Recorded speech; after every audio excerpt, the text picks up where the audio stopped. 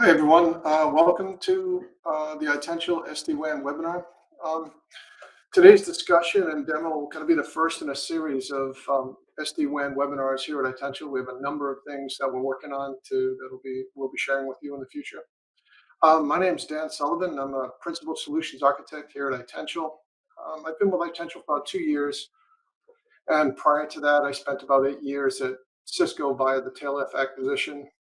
I've been working in customer-facing pre and post-sales roles, focused largely on automation for about the past 10 years.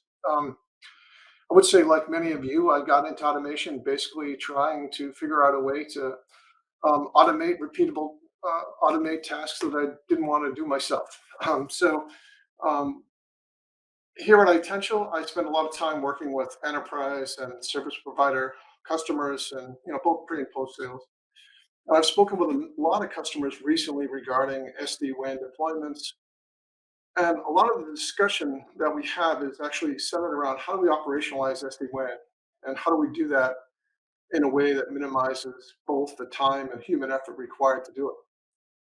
Obviously, automation is key to operationalizing SD-WAN deployments, whether you're focused on a large enterprise with a significant number of branches, or even a service provider providing a managed offering around SD-WAN. Um, I have a couple of slides to go through before we get to the demo. Just two, to be honest with you, so it should be pretty fast. Um, so in terms of SD-WAN, like what are the hidden challenges? What are people kind of dealing with? And I guess really what it comes down to is that these sort of click-intensive SD-WAN applications are not automation, right? There's a lot of opportunity for humans to type or click on the wrong thing. Every time you click on a button or fill in a field, there's an opportunity for some amount of human error. Um, Slightly modifying a template or a deployment from one site to another introduces yet more opportunity for errors, and really more time required each time you have to provision a new SD-WAN site. Um, and really, there's just no real automation in most of these SD-WAN platforms. And of course, when you go to provision an SD-WAN site or something like that, there are multiple systems that come into play. If you're tracking DNS settings and IP address allocation, all that has to be tracked. Um, you know, we need a sort of a rigorous change process around SD-WAN as well, just the same as done for many uh, common networking changes today, right? And it's really difficult to do that in an automated fashion, given where some of these SD-WAN applications are today. And further complicating things is a lot of our customers have more than one SD-WAN solution that they're dealing with, right? And it becomes even more difficult to maintain, hand-coded automations across multiple SD-WAN vendors. The space is pretty crowded, so SD-WAN vendors are working really hard to constantly differentiate themselves. So they're adding new features, updating APIs, just and really complicating and making the task to keep up with that hard for a lot of Itential's customers. And once you decide on your SD-WAN solution and the services you want to support, how do you actually incorporate the security and approval processes and integrations into all these systems that you really need with this click-driven mindset in SD-WAN? And really, the crux of today's webinar is really how does Itential help with this? So we're going to have a demo around a little bit of SD-WAN. Today, we're going to focus largely on Vitella. Again, like I said, this is just sort of the first webinar that we have in the series. We have a lot of uh, multi-vendor SD-WAN content coming soon, but this will just sort of give you an idea of where we're headed. So today, we'll kind of demonstrate how we do integration with SD-WAN vendors. How can we automate SD-WAN day zero and day one and day in activity? So, for any customer, as you sort of get into SD-WAN, really the crux of it is how do you take all these click-intensive operations and figure out the set of solutions and services you need to offer around them, and then actually how to automate that. Um, And then lastly, is there anything we can do from a compliance perspective to SD-WAN?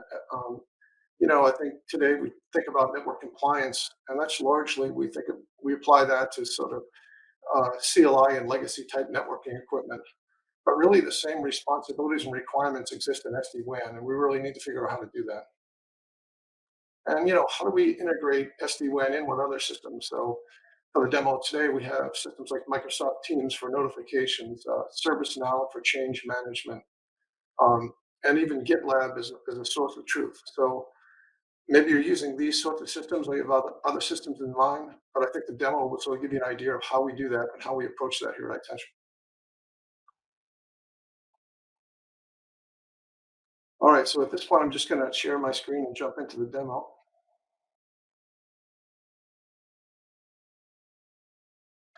Okay, so the first thing that I really want to talk about are how Itential actually integrates with all these SD-WAN vendors. So to start off quickly, I'm just going to go to our pre-built solution here. And this is where we keep sort of the set of um, integrations that we provide to our customers. And so first, if I click on adapters and SD-WAN, you'll see we have pretty much a wide variety of SD-WAN vendors today. So whether it's VeloCloud or Versa or Cisco Meraki, for those of you who have really small sort of enterprise offerings and things like that, or Cisco Viptela, and we're actually using the Cisco Viptela adapter in today's discussion. And these are generated adapters, so these are generated off of API specifications. Um, Although I would say the original Cisco Viptela adapter is actually one that we created based, I believe, on a Postman collection. So, however the APIs are defined, we can actually build adapters to integrate with them. Now, of course, the real interesting thing is, okay, you know, the we have these adapters and this sort of generated approach to it, but we're actually moving towards what we call sort of a codeless integration. I'd like to give you a quick view of what that looks like. So if I were to if I were to go over and if you go to the Cisco DevNet site, they'll actually show you, they'll provide some open API specs for some of the later versions of SD-WAN that Cisco has. So if you actually were to scroll down, what you would find here is that there's about 2,000 API calls. So really, there's a fairly exhaustive software interface defined for managing um, Cisco Viptela. But really, the integration is a tall order. If you were to have to do this, hand code integration to 2,000 APIs, not that you need all 2,000, but nonetheless, a pretty daunting task. On the attention side, we're moving to what we call codeless integration. So I'll actually show you what I mean.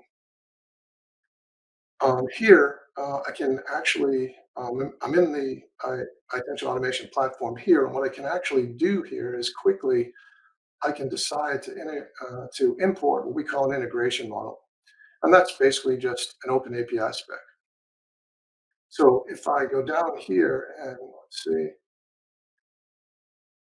I grab the latest open API spec from that website that we just showed, I add that in here and import it.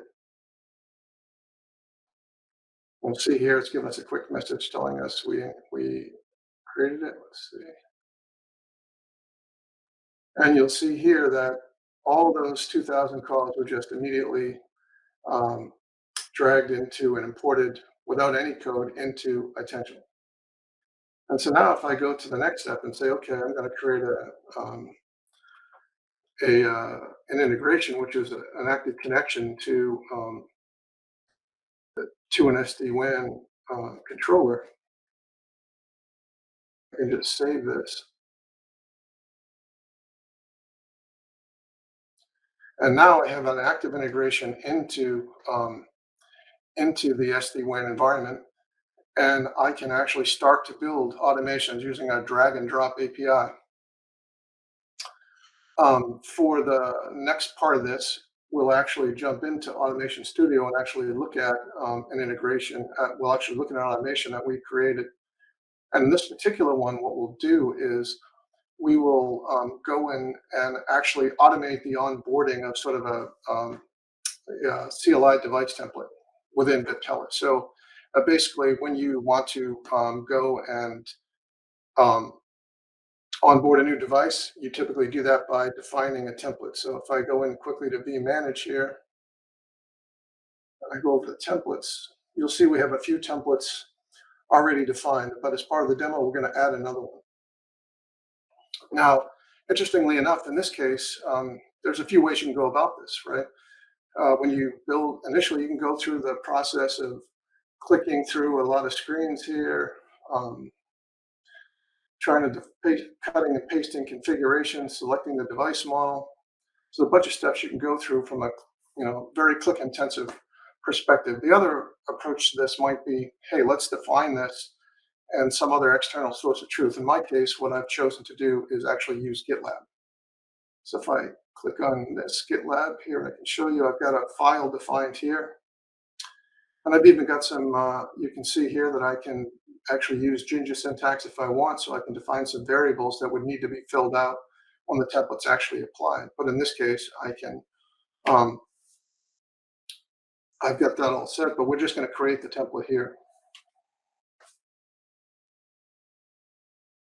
Just give me a second here. I'm in a bit of VPN soup, so I got to bounce between VPNs as I'm running through the demo. Okay, so in this case here, let's get back and look at the automation that we're going to run through. So you can see this is sort of the top level automation. It goes from sort of start to end here. If I kind of blow it up a little bit, you can sort of see here that now we're going to, for this particular automation, we're actually going to, not only are we going to create the automation, but we're actually going to create a change request in ServiceNow.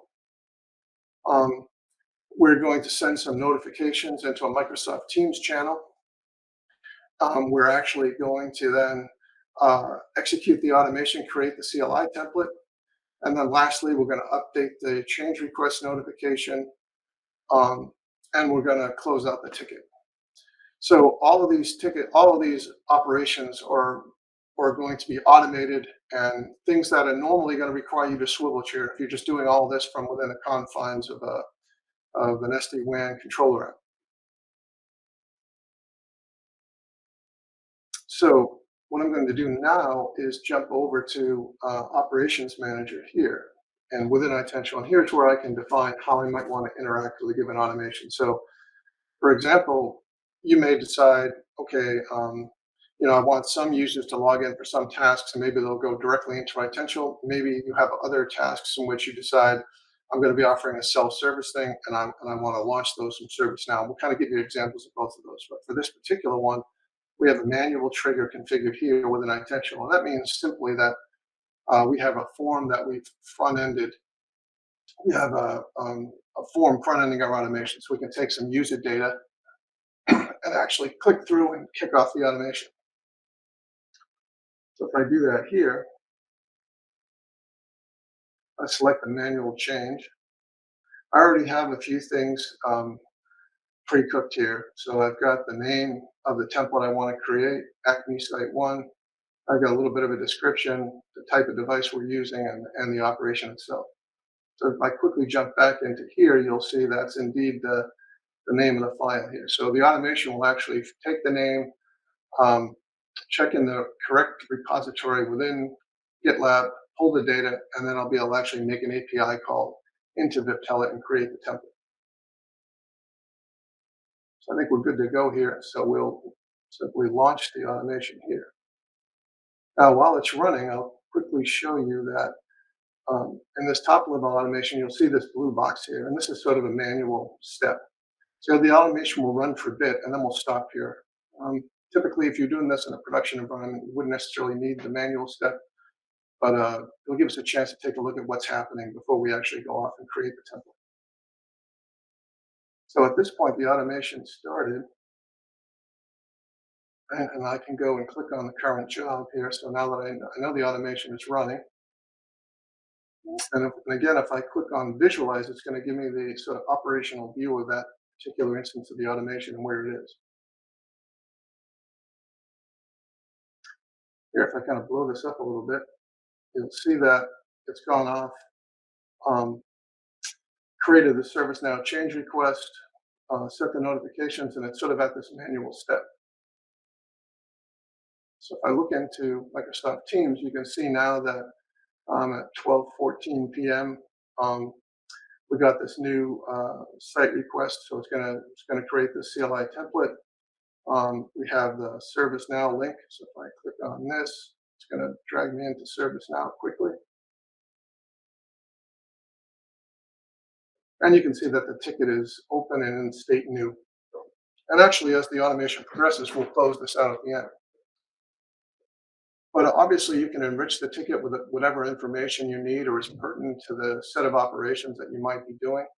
And the idea is that you can sort of use this sort of same recipe that we have here and tailor that to whatever sort of automated task you need to complete.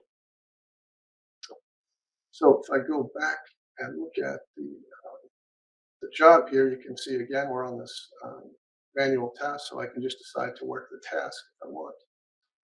So while I'm waiting for that, I'll actually give you a little bit more detail on exactly what the automation is actually running through once we go to create um, the CLI template. So you can see here on that top level automation that we had, it's a bunch of different sort of blocks here. These purple boxes are basically child automation. So we can actually take a really modular approach to this. So I can sort of reuse the majority of these blocks. Right here, I'm limited. I have the CLI template job, but I can of course swap that out with other tasks that are germane to my SD-WAN deployment. Once I sort of figure out exactly what it is I want to automate.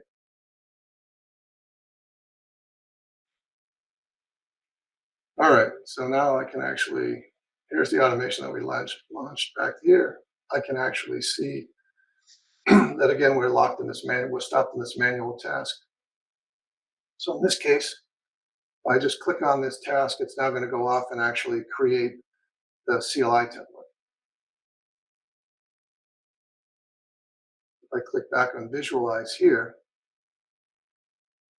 you'll see now that actually it's finished creating the template. It's now off trying to actually close out the change request. So if we want, we can actually take a look at that.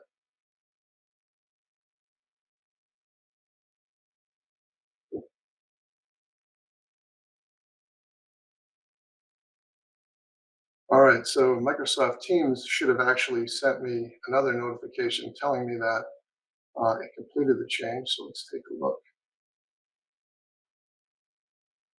And so I see the request here. Let's refresh this.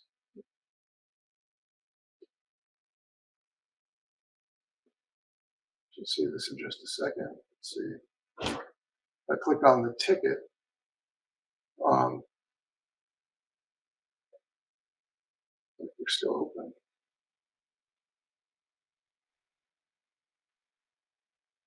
We can see here, all right, if you can just notice, it just finished. So now let's see so now we see the change complete message.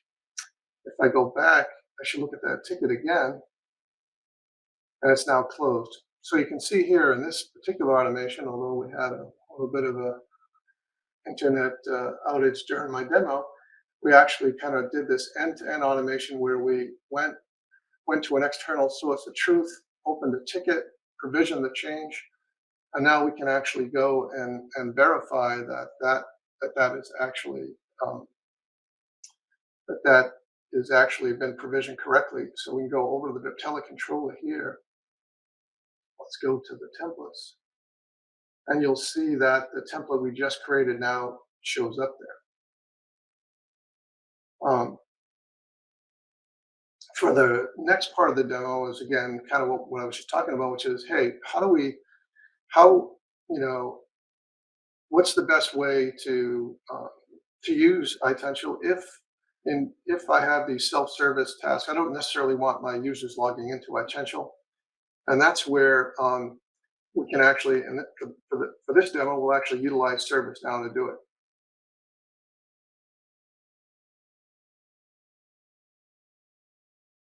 So let's see. So in this case here, we're in ServiceNow. We're actually going to launch this vSmart policy update automation, and that's the same automation right here. That's going to go through roughly the same set of steps we just showed for the previous automations, which is actually going and opening up a ticket, running through it, updating the vSmart policy, and then closing out the ticket. Now, the interesting thing here is that we're actually going to launch it from ServiceNow itself. So a bit of a self-service portal. So in this case here, I'll go to ServiceNow again. I put in the name of the policy, 2, and I'll say activate, and I'll just hit order now. What's happening now is that a request has been submitted. We click on the request.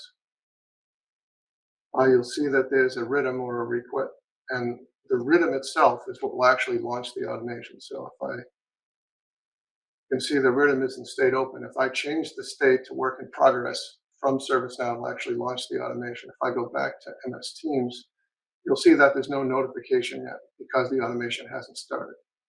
If I pop back into ServiceNow and I actually change the state here to work in progress, take it off,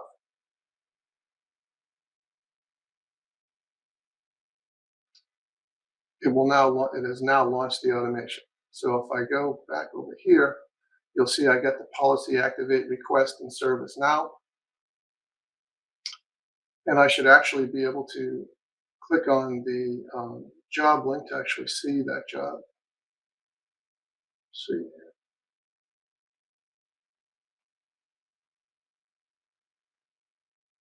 So I go up and hit visualize. We'll see here that we're actually have run the entire automation. We're sort of on that last step, which is just closing out the ServiceNow ticket. So I should actually be able to go into ServiceNow. I should actually look at the SD-WAN controller and verify that I was actually able to activate the policy. Let's see what that looks like here.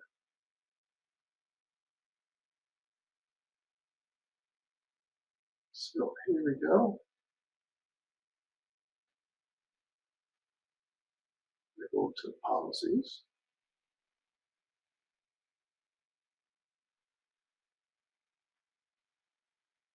And it looks like the policy I picked was activated. It was corporate policy, corporate vSmart policy. Now, so this is just an example of not that,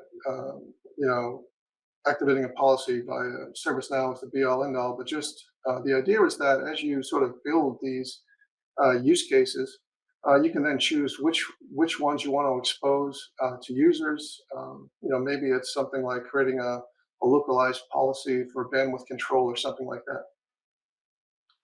That was part of the last step in the automation, and sort of the demo today. We'll take a look at the golden configuration and compliance again. So in this case here, I have these 3 policies set up, and when I go into Itential again, we'll look at this and take a look at how we can actually run compliance on an API-based asset.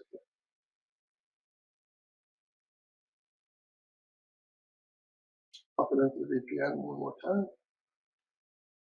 Okay. So again, we have this policy defined, and if I look at it, all we've really done is take an API call and create to actually create this compliance view. So again, as we kind of discussed already, we have the what we expect the policy to be set to, and right now we have the vSmart policy activated. So if I actually go and run this, you'll see it's completed pretty quickly there, and it's actually green, so it passed. So basically what we're checking for is what's actually coming back. So if we go into the policy and we say, well, let's change this up. Let's mark this to true. Um, let's change the policy description over here and add the word demo. We'll save this off. So now what we believe is going to happen from a compliance perspective is different than what the um, SD-WAN controller is going to report. So we can go back here and rerun this. And you can see now we're getting some, we've got some failures from the compliance report. We can actually look at it. When I click on it, it's actually going to tell me which elements, and it shows here that the vSmart policy 2 is incorrect. It doesn't expect it to be activated. And then down here, you can see the Itential policy is uh, is also failing, and that's because I modified the description and the configuration, and that's different than what's actually on the compliance. So you can actually start to use any of the API calls available from the Vitella controller and actually start building some amount of compliance. And you can imagine that you can actually run these compliance checks can be scheduled. Um, I can even create compliance reports on the fly. I can pull data from external sources of truth. So that's whether that's Netbox or maybe your policy definitions are in GitLab, similar to what we showed with CLI templates. I can start actually to run compliance based on what I expect the controller to be in. And of course, if I have a really large deployment with multiple controllers, then it's really important to make sure that they're in sync, that each of the controllers have the set of policies and templates in the right state that I think they should be in. Um, all right, so that's what I have to show from a demo perspective today. Sorry for the internet outage during the middle of the demo, but looks like we recovered a bit. Um, and again, we have a lot more content coming up for SD-WAN and actually sort of multi-vendor SD-WAN webinars coming up soon. So hopefully you'll tune back in for those. Thanks again.